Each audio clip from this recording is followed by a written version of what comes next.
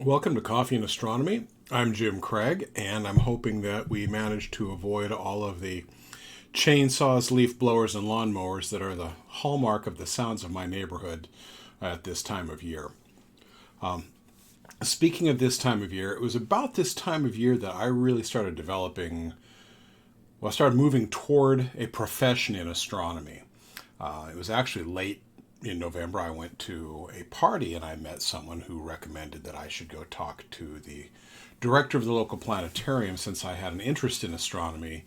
And I thought at the time, with a high school diploma and being an art school dropout, I didn't stand a chance of going to work in a planetarium. So I rather ignored it. But about a month later, I went to a party. I remember it was December 29th of 1987. I went to a get-together at a friend's house, and there was a man sitting on the lawn, or standing on the lawn, just down on one knee, had his arm around his son, and he was pointing to the sky, and he said, well, that's Betelgeuse, and that's Bellatrix, and down here is Rigel, and over here is Saiph, and if you follow Orion's belt up here, it leads to Aldebaran, and if you lead it down here, it leads to the star Sirius, and over here are Castor and Pollux. And I thought to myself, how could anybody possibly know this?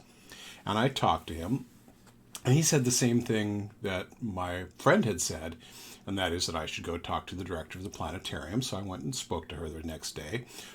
Really bright, nice, just fantastic woman. And I wound up working for her for about a year.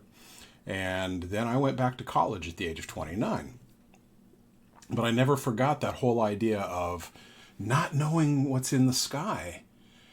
I, at the time, was familiar with 5 constellations, and I spent my duration working at that planetarium learning my way around the sky and learning how to talk about it. And one of the best tools that was handed to me to learn that was one of these. Now, this is called a planisphere. It's got the night sky on one circle, and the other circle has a hole in it. And what you do is you'll see that there are dates and times. You just line up the date and the time. And they're actually really easy to use. So, for example, today is the 22nd of November. Say I want to know what's up at 10 o'clock tonight. I find November, and then the little tiny marks. Those are the dates.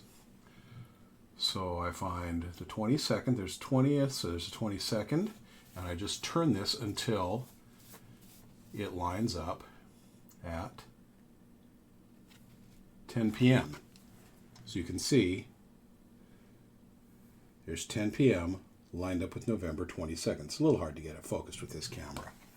Then whichever direction I'm facing, I put that at the bottom. So if I'm facing, or I put that at the top. So if I'm, or no, at the bottom. If I'm facing south, I put south at the bottom. If I'm facing north, you see here it says northern horizon. I put north at the bottom. Same with east and west. And then I can tell by looking to see which stars are up. There's the constellation Pegasus. Just setting over in the west, you can see there's the constellation Cygnus making a nosedive. Got the constellation Orion coming up over here in the southeast. The Big Dipper coming up over here in the northeast. And it's a really great way to learn the sky. And these things are inexpensive, usually under $10 for one this size. And you can get them in different sizes. I have a little one. This one is one I actually keep in the glove box of my car. So if I'm out and about, and even after all these years, I still want something I can refer to. And I know that a lot of you are thinking, well, what about apps? You know, our phones have astronomy apps, and they do, and they're great.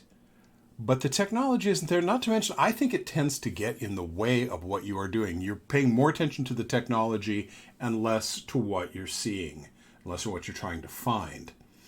And also, technology isn't perfect. And anybody who's ever had a GPS that took them some odd route they were not expecting, when you hear it says slight right, and you realize that slight right is a 110 degree turn, you're practically turning back on yourself, you start to realize that there are limits in the technology.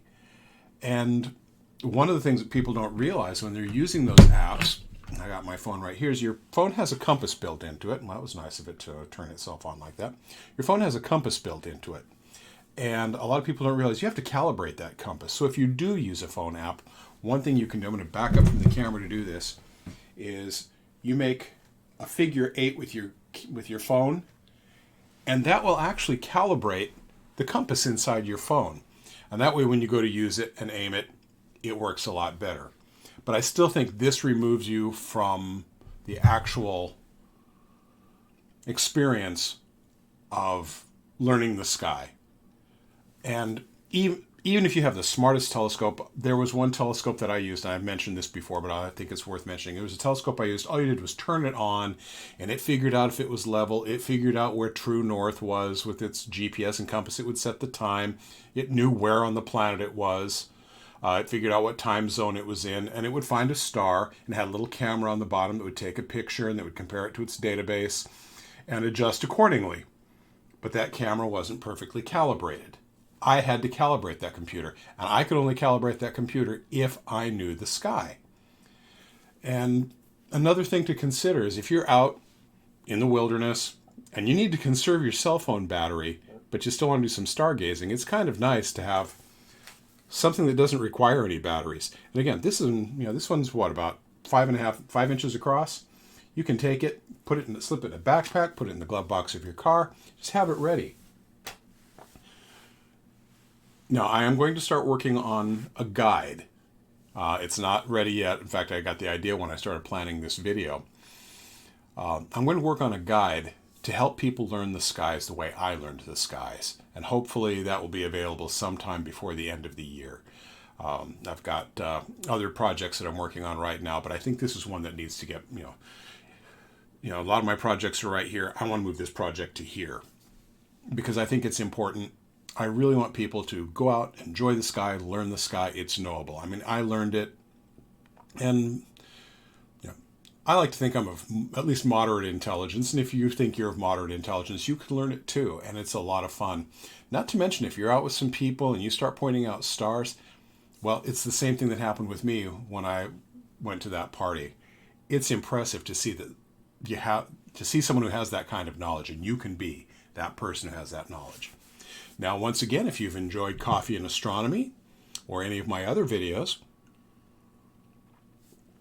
you can help me keep them coming by becoming a patron. You can go to patreon.com/Planet of Mystery. That's planet_of_mystery. And for as little as $1 a month, you can become a subscriber. And with that, you get early access to videos. You get exclusive access to content. Right now, I've got my holiday gift guide, which, it's the time to do your shopping. My holiday gift guide is there, and you can get that included with your membership, but it's exclusive to my patrons.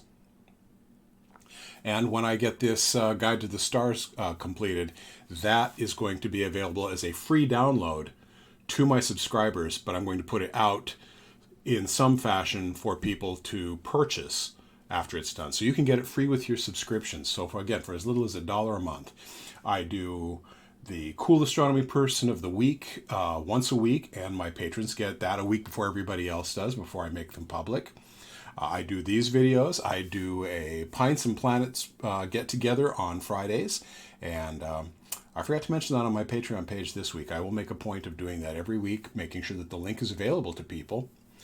But consider subscribing. Also, if you like what you see here, I guess it's over on this side, click that little like button, give me a thumbs up, post questions in the feedback down below. I want to know what you'd like to see, and I'd like to help you become really good backyard astronomers.